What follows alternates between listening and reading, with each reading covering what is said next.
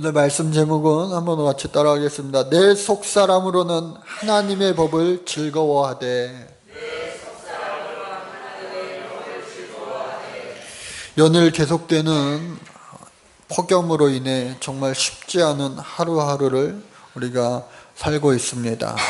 전국 곳곳에서 살인적인 폭염이 계속되면서 노약자들 뿐만 아니라 젊은이들까지 온열 질환으로 힘들어하고 있습니다. 21일 질병관리본부에서는 올해 전국적으로 888명이 온열 질환자가 발생이 되었고, 집계된 것만 해도 그래요.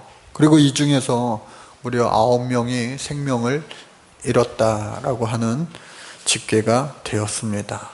더위에 노출돼 발생하는 그 온열 질환, 머리가 아프고 때로는 울렁거리고 구토 등의 증세가 나타나기도 한다고 그래요.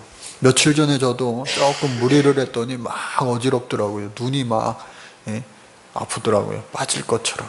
그런 경험은 저도 처음이었어요. 그러니까 여러분들 이럴 때일수록 물을 많이 마시고, 또 곳곳에 다니실 때에 헐렁하게 옷을 입고 다니고, 또 모자를 쓰고 다니시고, 최대한 자기가 관리를 할 수 있을 만큼 최대한 하시기를 바랍니다.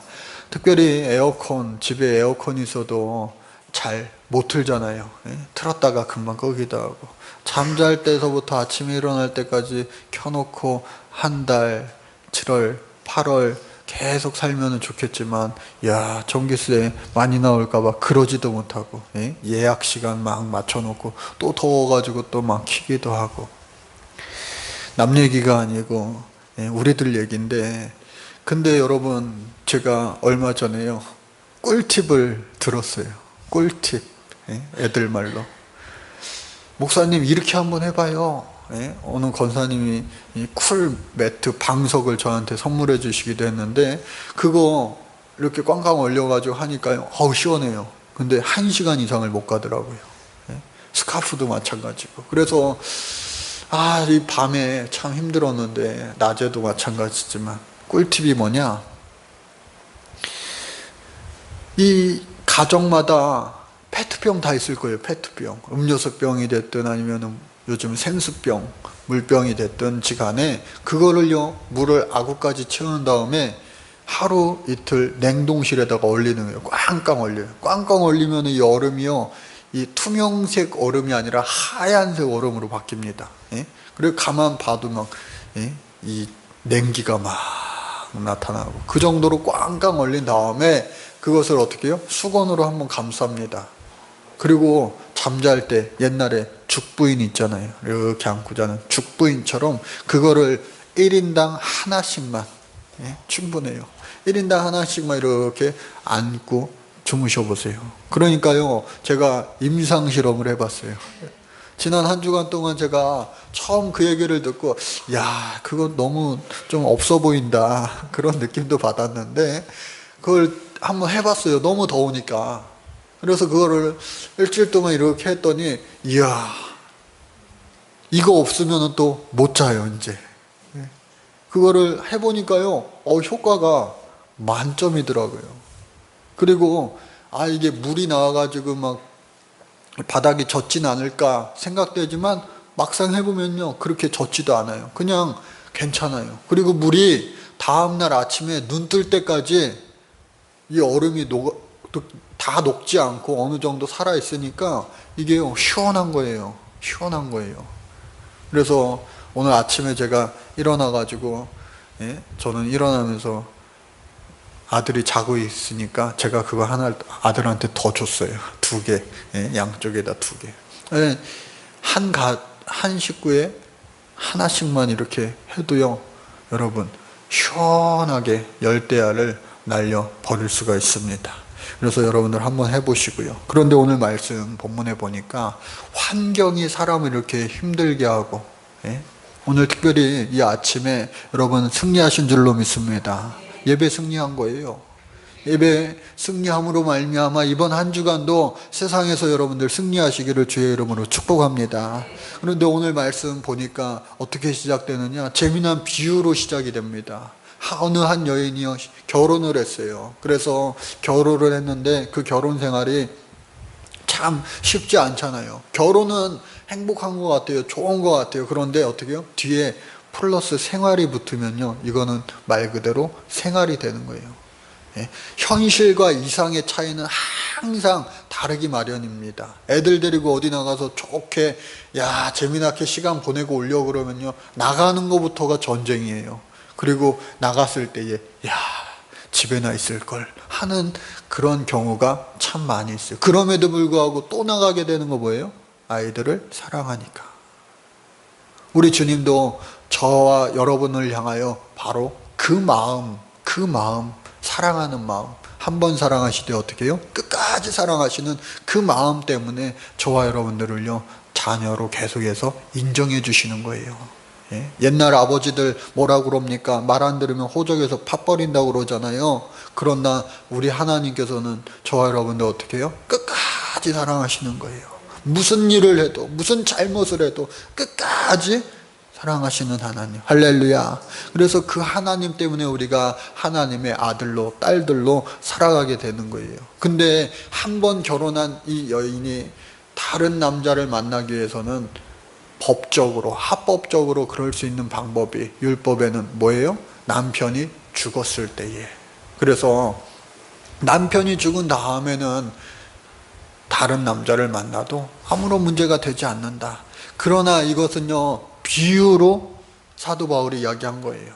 즉 율법을 옛 남편으로 생각하고 이제 이 세상에 오신 예수님을 새로운 남편으로, 새로운 신랑으로 비유한 겁니다. 그래서 우리가 신앙생활을 할 때에, 저와 여러분들이 신앙생활을 할 때에 율법에 얽매여서 하는 거 좋지 않아요. 율법의 완성자이신 예수 그리스도, 한번 따라해 볼까요? 예수 그리스도. 바로 그 예수 그리스도를 중심으로 우리가 신앙생활하는 것이 옳다, 맞다라고 하는 거예요. 그렇다면 예수 그리스도를 중심으로 신앙생활하는 것이 무엇이냐라고 했을 때에 오늘 본문은 우리에게 해답을 말해주고 있어요. 율법은요, 계속해서 우리를 얽매이게 합니다. 힘들게 해요. 그러나 율법이 잘못된 것이냐? 그것도 아니에요.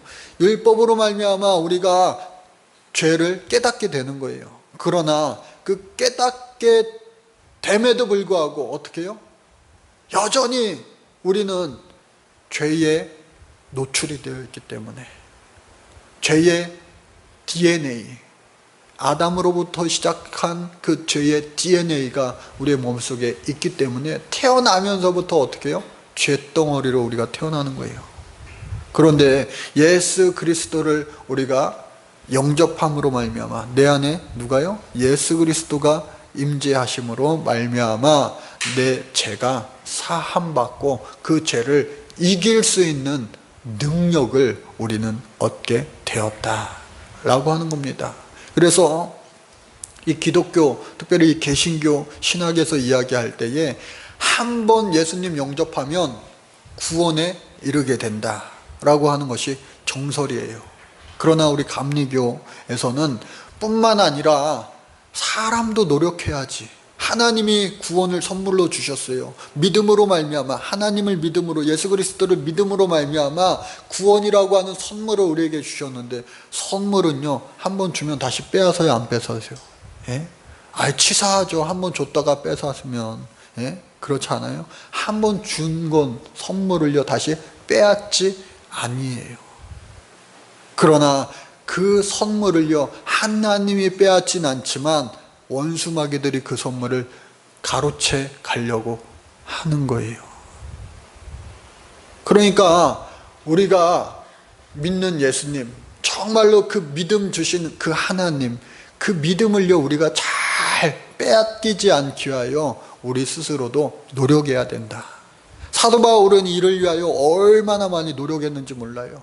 하나님의 법을 따르겠노라고 그리스도를 만나고 나서 그리스도를 만나지 못할 때에는 율법의 노예가 되어서 율법대로 살았지만, 아하, 율법이 다가 아니구나. 율법의 완성자이신 예수님을 내가 만남으로 말미암아 이제는 예수 그리스도의 법을 따라 내가 살아가는데, 이야, 쉽지가 않은 거예요. 예? 이런 노래도 있죠. 내 속엔 내가 너무나 많아. 예? 조화문이 불렀나요? 그 노래처럼 내 속에 내가 너무나 많은 거예요. 내가 말씀을 잘 들어봐야지 하는 이 마음이 가득 차다가도 오늘 점심은 과연 뭘까? 오늘 끝나고 어디 가야 되는데? 뭐 해야 되는데? 등등의 마음이 들 수 있다는 거예요. 그리고 내가 이번 주일 예배에 왔으니까 이번 한 주 동안 말씀 붙잡고 하나님 뜻대로 잘 살아가야지 하면서 교회 문을 나섰지만, 나서는 순간 세상이 나를 가만히 안 둬. 집에 갈 때 괜히 나는 잘못도 없는데 크락시앙 빵빵거리고 하면요, 저 사람 뭐야.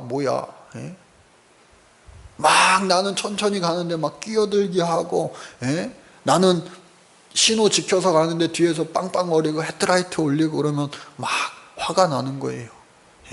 마음속으로 착하게 살자 했는데 안 착하게 살려고 막 그러는 마음이 또 생기는 거예요. 오늘 사도 바울이 바로 그것을 오늘 이 로마서 7장에 고백한 겁니다. 하나님의 법은 내 속사람으로 하나님의 법은 즐거워하는데, 이 현실 세계에서 살아갈 때에 하나님의 법만으로는 참 이 세상 살아가기가 힘들다고 하는 거예요.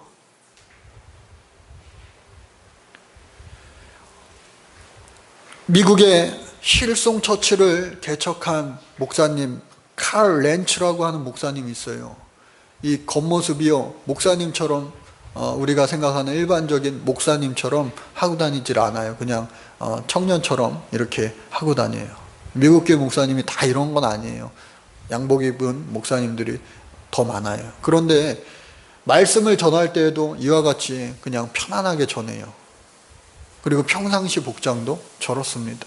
그런데 저 목사님이 이제 목사 안수를 받고 얼마 되지 않아서 있었던 일인데, 저기 시드니에서 힐송 컨퍼런스가 열리고 나서 이제 나와가지고 배고파가지고 야식을 좀 먹을까 해가지고 보니까 피자집이 있어요. 허름한 피자집이. 그래서 그곳에 이렇게 친구랑 같이 가는데 별로 분위기가 아닌 것 같아서 그냥 되돌아오는데 저 담장 너머에 무슨 소리가 들려요. 사람은 없는데 무슨 소리가 들리는 거예요. 그래서 뭔 소리일까 하다가 친구가 먼저 그곳을 갔습니다. 가보니까 쓰레기 봉투가, 커다란 쓰레기 봉투가 있는 거예요. 검정색 쓰레기 봉투. 우리도 뭐 그런 거 많이 쓰잖아요. 그런데 그 안에서 무슨 소리가 들리는 거예요. 뭔 소리지? 행동 빠른 친구가 먼저 갔습니다. 열어봤어요. 근데 그 안에서 짐승이 아니라 사람이 발견된 거예요. 애도 아니고요, 어른이요.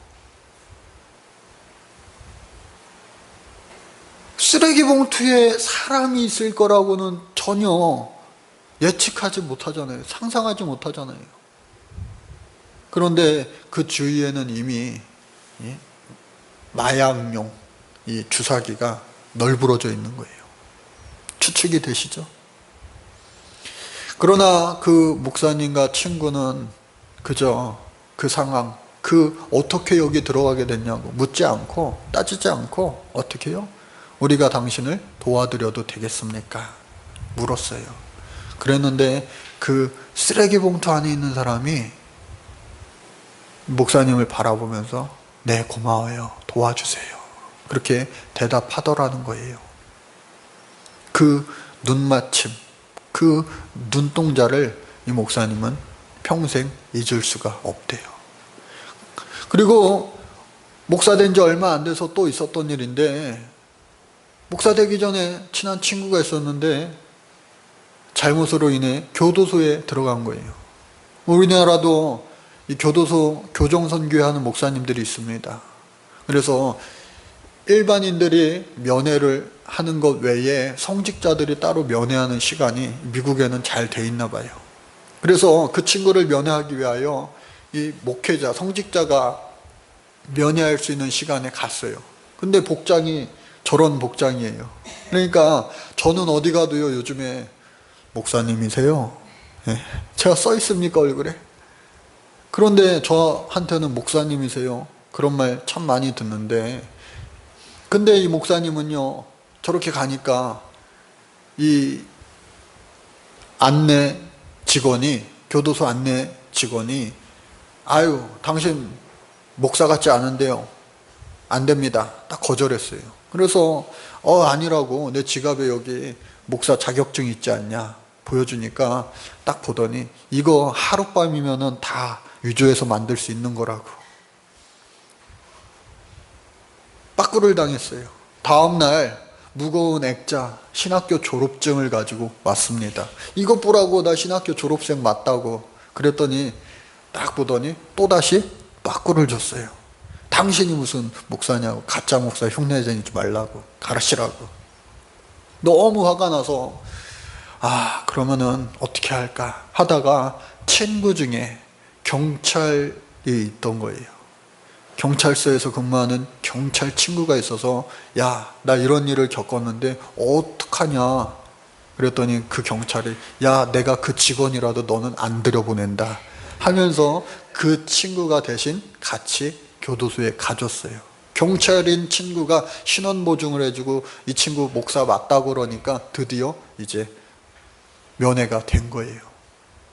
그래서 그 교도소에서 오래 있던 친구를 이제는 친구 사이이기도 하지만 목자와 양의 관계로, 목양의 관계로 만난 거예요. 그리고 그에게 위로와 소망을 전했습니다. 그 친구가요, 이와 같이 이야기하더라는 거예요. 여기 안에, 감옥 안에 있는 사람들은 다 자기 자신을 대부분 쓰레기라고 생각한대요. 쓰레기 같은 인생. 그런데 그곳에 나도 같이 있다 보니까 그 사람들이 너도 쓰레기야, 너도 우리랑 똑같아 얘기하니까 나도 쓰레기처럼 느껴지더래요. 그래서 이 목사님이 너는 쓰레기가 아니야. 그리고 그를 계속 만나면서 다시 소망을 주고 삶의 희망을 주고 예수님을, 복음을 심겨줘서 이 교도소에서 나왔을 때는 예수 잘 믿는, 새로운 삶을 잘 시작할 수 있는 그런 친구가 되었다고 하는 거예요. 여러분, 이 이야기, 이전에 바로 제가 했던 이야기 기억나시죠? 쓰레기 같은 인생이야. 그 말에 진짜 쓰레기 봉투 안에서 만났던 그 사람, 그 눈동자, 그 눈빛을 이 목사님은 잊을 수 없다는 거예요. 그래서 그의 책, 그 이야기를 결론 짓는 표현을 그는 어떻게 하느냐. 어느 날이던 희망 없어 보이는 사람들을 볼 때마다 저는 시드니 킹크로스에서 만났던 그 쓰레기 봉투 안에 있던 그 사람의 눈을 다시 생각합니다.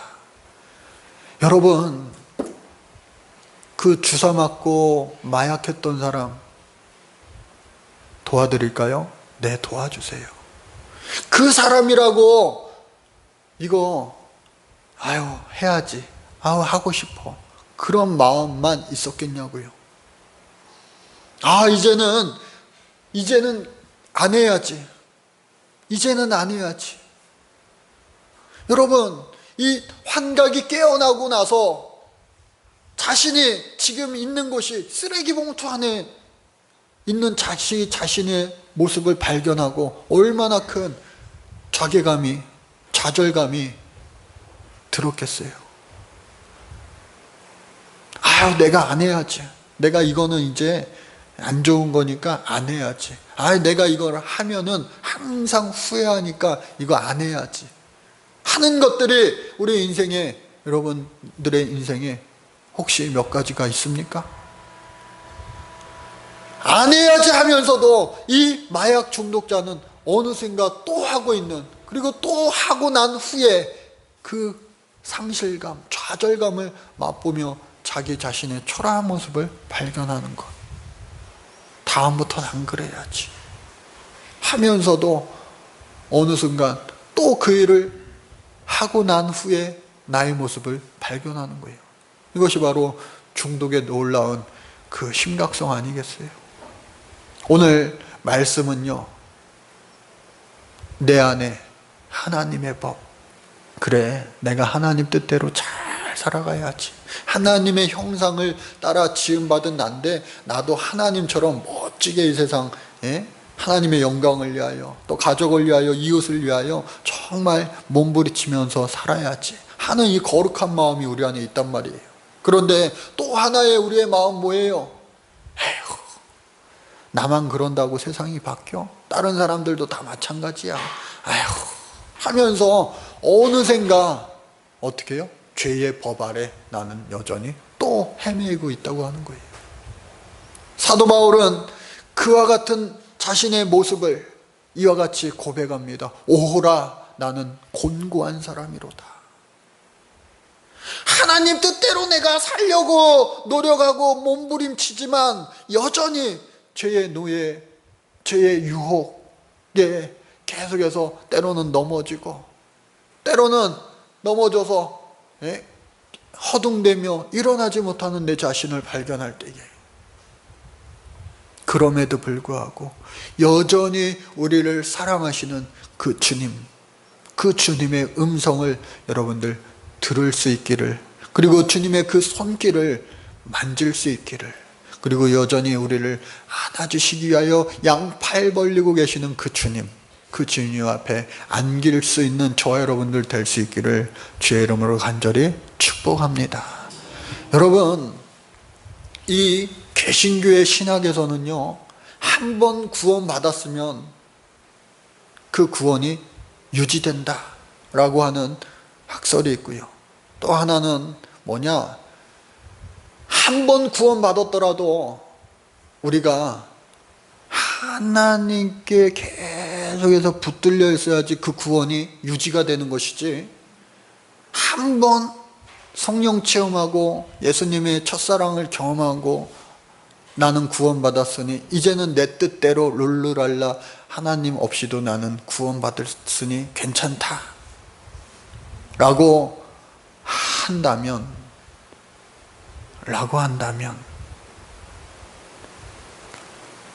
이 구원이 제대로 된 구원일 수가 있겠습니까? 찰스 스펄전 목사님은 뭐라고 이것을 이야기하느냐? 진리의 좁은 길은 이 두 가지 모두를 믿는 것이라고 생각이 됩니다. 첫 번째, 구원이 은혜로 말미암는 것이라는 것을 굳게 믿는 것입니다. 따라서 사람이 패망하는 것은 온전히 자신의 잘못입니다. 하나님의 주권을 받아들이면서 동시에 사람 편에서 해야 할 책임을 다하는 것입니다. 하나님과 사람 양쪽의 자유행동권을 믿는 것입니다. 이것은 그의 피조물을 종처럼 취급한다고 하나님을 깎아내리는 것도 아니고, 반면에 사람을 단순히 찍어놓은 나무둥지나 기계처럼 취급함으로써 사람에게 아무 책임도 지우지 않는 것도 아닙니다.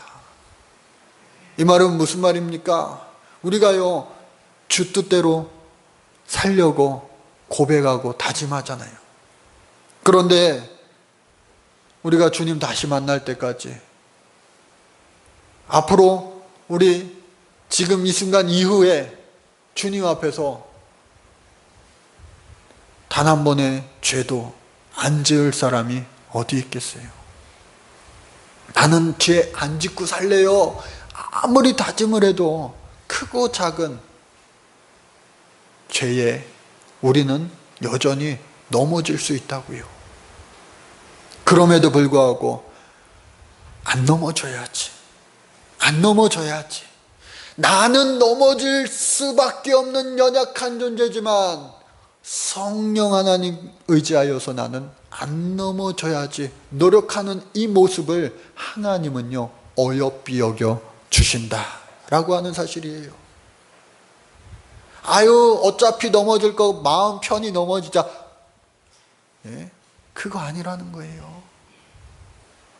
하나님은요 우리의 마음의 중심을 아시는 주님, 우리의 마음을 받으시는 주님, 일부러 하는 것과 어쩔 수 없이 하는 것과 안 그려고 했는데 또 하게 된 것과 그 마음의 자세에서부터 시작점은 다르잖아요. 세상은 결과만 보고 이야기할 수 있지만 하나님은요 마음의 의도까지도 다 헤아려 보시는 분이 우리 하나님이시잖아요. 비록 나의 마음속에 속사람으로는 하나님의 법을 즐거워하되 또 다른 나의 이 지체의 법은 이 죄의 법 아래 있으니 도대체 이거 어떻게 하나? 오늘 이 7장의 말씀, 오호라 나는 곤고한 사람이로다. 사도 바울 역시도 딱 부러지게 해답을 내지 못하고 8장으로 이제 넘어가고 있어요. 8장 초반에 해답이 나와 있는데 오늘은 여기까지, 7장 말씀 여기까지 하지만 오늘 이 말씀 7장을 통하여서도 나는 할 수 없지만 때로는 오죽 답답하면은 사도 바울이 오라 나는 곤고한 사람이로다 자책하면서 아이 바보 같은 사람, 아이 또 그랬어. 그럼에도 불구하고 나는 할 수 없지만 나를 할 수 있게 해주시는 성령 하나님 의지할 때에 10번 할 거 1번 하고 1번 할 거 안 하게 되고 할렐루야, 그와 같이 승리할 수 있는 하나님의 형상으로서의 지음받은 주인공의 삶을 살 수 있는 저와 여러분들 될 줄로 믿습니다. 하나님의 법을 즐거워하며 기뻐 행하는 저와 여러분들 모두가 되시기를 주의 이름으로 축복합니다. 하나님